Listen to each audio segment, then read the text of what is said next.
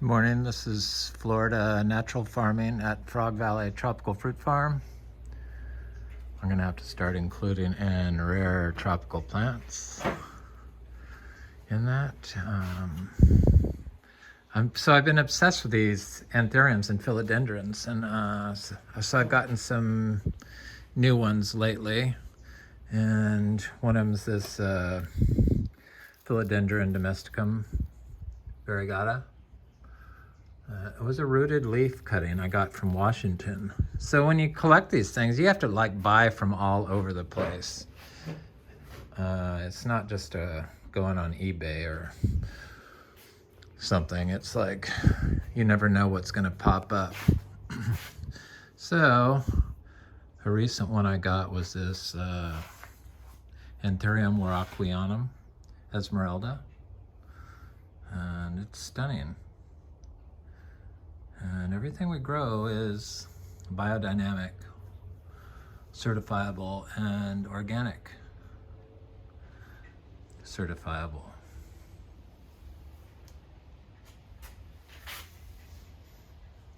We are biodynamic certified and organic certified. So I just have to call up the certifier and say, hey, I have this plant. Please list it as certified organic, and I could sell it as certified organic. So another new anthurium is this Anthurium tremulum. I'm just amazed at how people really don't know how to grow, and so we grow one way. We use biodynamic compost that we make here. It's like a static pile compost. It's really just our bedding from our cows, organic approved hay, grass hay, and they're on pasture, so that's organic approved and biodynamic certified. And then wood shavings, pine shavings. So this is Anthurium Metallicum is another new one. It's freaking a gorgeous plant. And I got another Anthurium queralmalense. And an Anthurium decipiens. It's amazing. I got this shipped in the mail, and it's got a new leaf coming out on it. No problems. Got this Anthurium vitarifolium. I don't even know if I had to pay for that.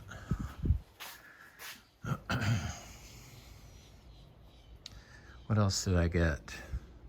Oh, this Monstera. So Bryce Garland said that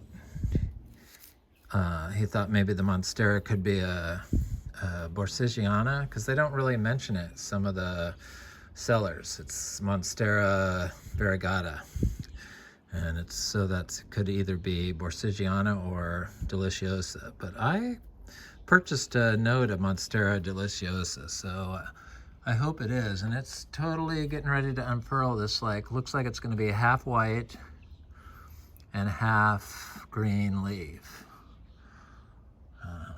So I'm quite excited about that. It's got good variegation on it. So I've had this for a year and almost 3 months, and I bought it when it was like this long, just a node with a root started on it. Trying to think if I got anything new over here. No, but these other anthuriums, though, the ones I've had the longest, the crystallimun and the magnificum, both have new leaves coming out. So that's pretty cool, because I guess that's pretty hard to get started on anthuriums. So everything we grow is grown in our biodynamic compost. This is it right here. It's quite delicious stuff. It's got big chunks of fungi in there, right there.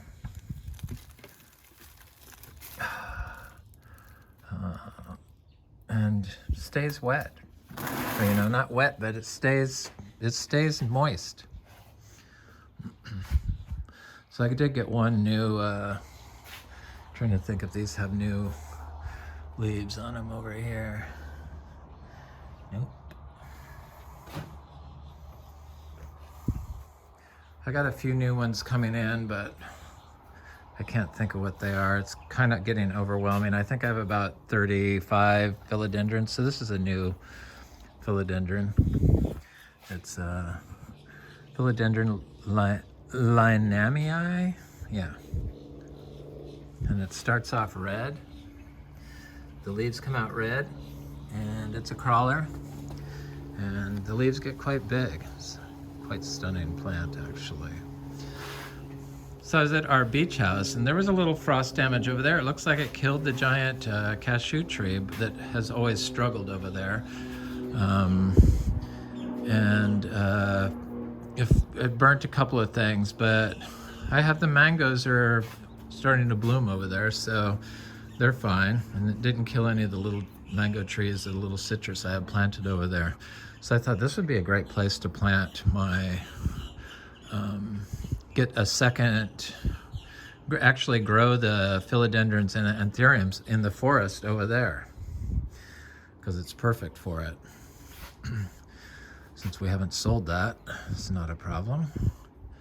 I'll just do that. I'm gonna do cuttings of all these soon. I'm obsessed, as you can tell. So the orchids are, you know, all blooming right now, and basically this is how we grow the orchids. We take them out of the plant and we stick them in a branch like this that's growing outside, and walk away. That's kind of all you have to do in Florida. It continues to bloom.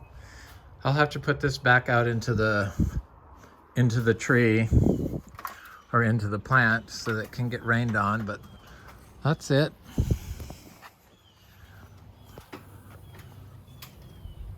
They attach themselves to the plants quite easily.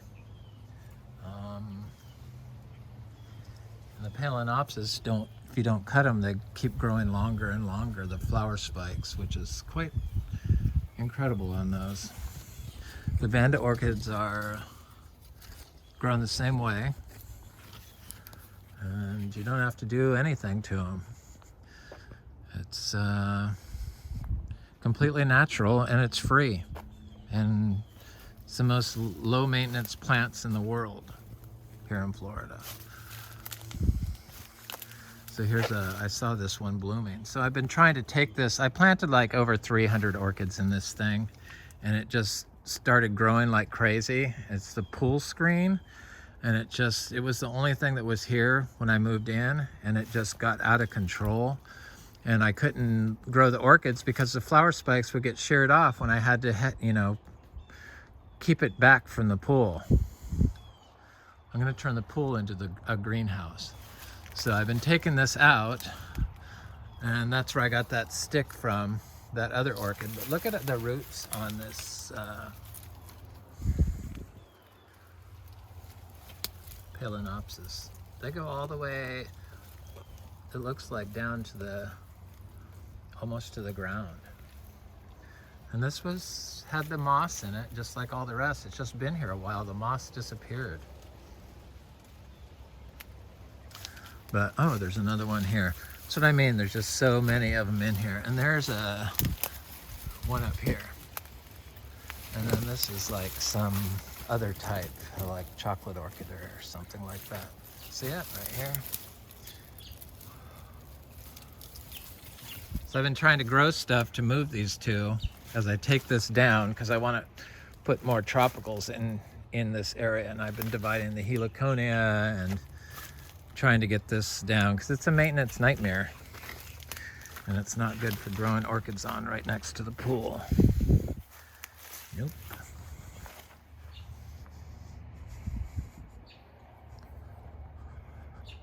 There's some other orchids growing back over here I should show.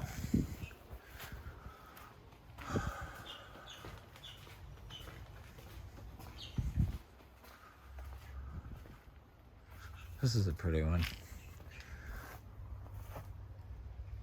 I've been putting them on this Brugmansia now that it's getting big enough to plant stuff on.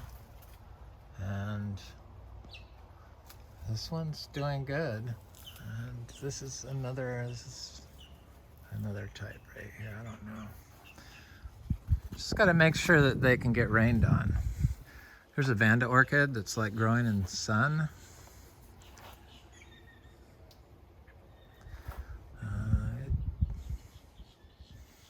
It could probably be put in a better spot. And this Phalaenopsis here. And Dendrobium. And more orchids.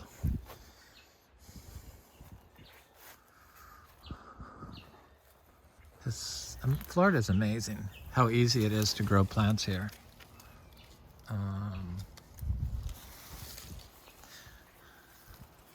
That stuff that corrodes your vehicles is the same stuff that makes plants grow really well here.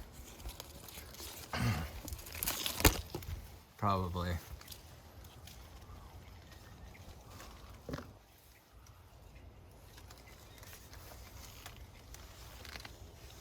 I had a really beautiful red Vanda orchid over here, but it's not blooming right now. There's all kinds of stuff. I've moved.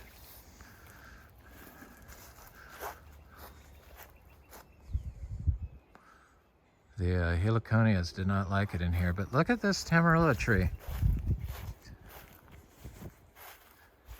You can't even really tell that it got fried, and it looks better than before. It's grown like 3 inches, 4 inches. And it's got some growth down here, which is good, and some growth there. It's got new growth points, definitely healthier. We're gonna have mangoes. In fact, I should go walk and look at that. I saw some, because we have like 300 mangoes planted all over the place, and then most of them are in groups, like 30 sugarloaf mangoes and 30 sweet tart mangoes. So I don't have them all planted in the same spot. I have them all over the place. So I saw some orange sherbet mangoes planted over by the Soursop. And they were like in full bloom. And I remember those mangoes last year produced really well also. So I'm gonna go look at those. No water, hasn't been watered here in over a year. A year and 2 months. 14 months, nothing. I water my licula palm up by the house. That's it. The hose.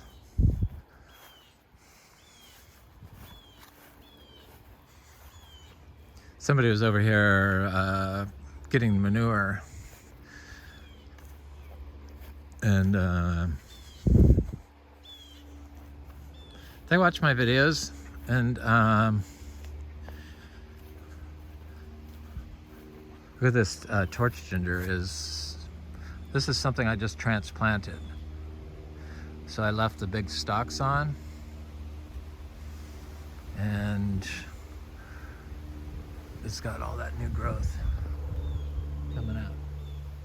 Torch ginger is definitely one of my favorite gingers, if not the favorite. Somebody over here that watches my videos, and they didn't understand that I don't water when I plant stuff. No, and I don't worry about drought generally, though I've noticed I've been worrying about it with the Philodendrons and the Anthuriums, but I don't think I have to. I think that's just ridiculous. Some of the Anthuriums, the pendant type, I'm going to hang in this giant nitrogen fixing tree where the branches have broken out during previous storms.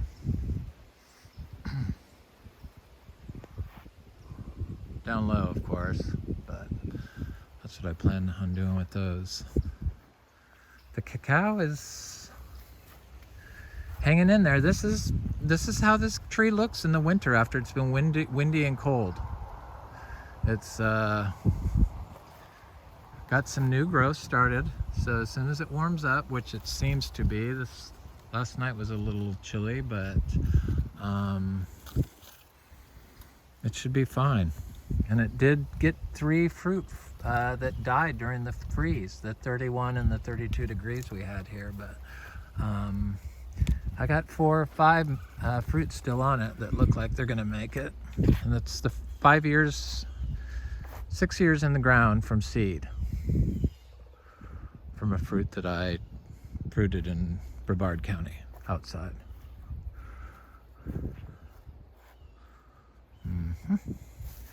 And the little ones are looking good. You know, been in the ground a year and a couple months, and they're all dry farm, these cacao. It's amazing. It's really, Florida's really amazing. It's kind of just organic cow manure and staying off of it. I think it's all really, and plant lots of plants, the right plants. That's all you have to do. So some of our mangoes froze, but we have so many that you know, they're not going to die, but they got hit. But we have so many that didn't, that I have plenty. I'm not even worried about it, and I would really want to I want the seeds. I want to plant all the seeds. So that's what I'm gonna do.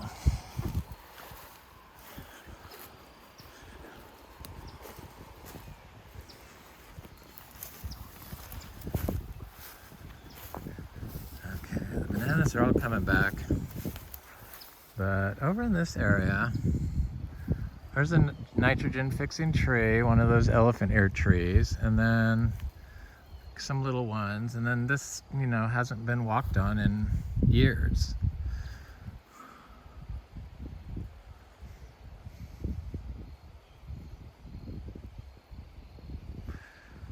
Mind you, I did what everyone else did. I did the wood chips, and I did the hay mulch. I did it all, and it took a while. But where it started working was when I realized that I shouldn't be walking on it. Treat it like it's a sand dune, you know, at the beach. And that's kind of where it all came together. I know in the forest you don't like walk through the middle of the forest. You tend to take like a deer path or something that some animal has created already for you. So I generally don't walk through here, but there's a little like path that somebody obviously has been walking on because it's a little compacted there. So I'm gonna go this way. This is a peach cobbler mango. And it's just starting to, this is one of my favorite mangoes, just starting to flower. Looks like it's gonna have a really good flower. And it's a 3 gallon from 2 years in the ground. 2 years and a couple months. Yep. And they've never been watered, this tree. Yeah, you don't have to water here in Florida. That's the truly amazing part of it. So this is the big Miami Soursop. And it doesn't really like the cold. But I see it's got some new leaves trying to come out, maybe. It may have got it this time, I don't know.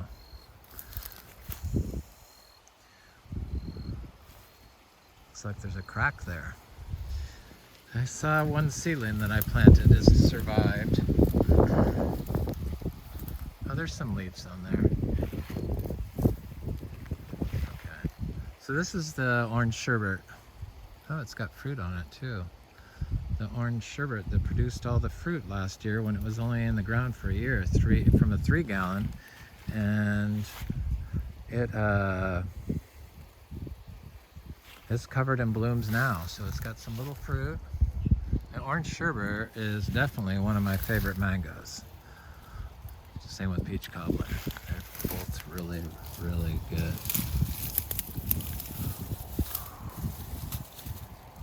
Look at that butterfly. I love those butterflies. The blue.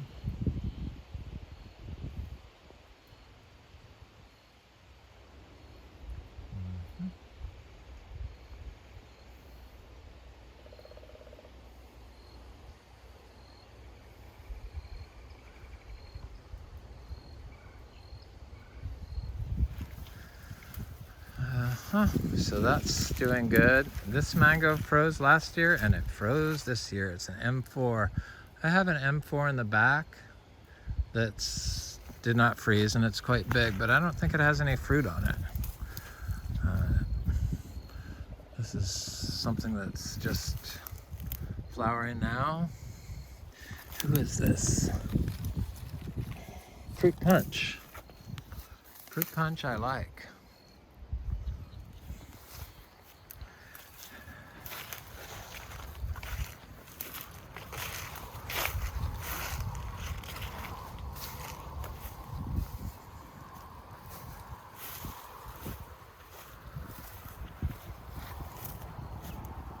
This is an orange sherbet. It got a little freeze,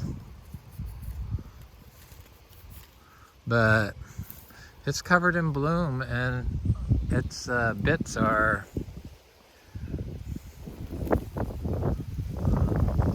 blooming too, even the ones that froze. So that's good.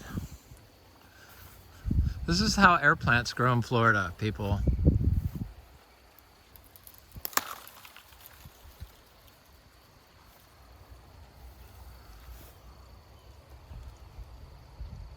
I should probably put some of those orchids in this thing. This is a Crepe Myrtle that I never planted here, that was growing in the compacted lawn.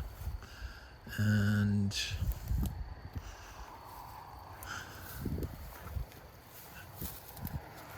it's not one of my favorite plants, but it looks good with the air plants growing on it.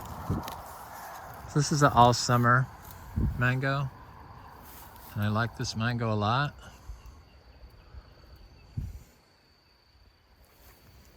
Doesn't look like it's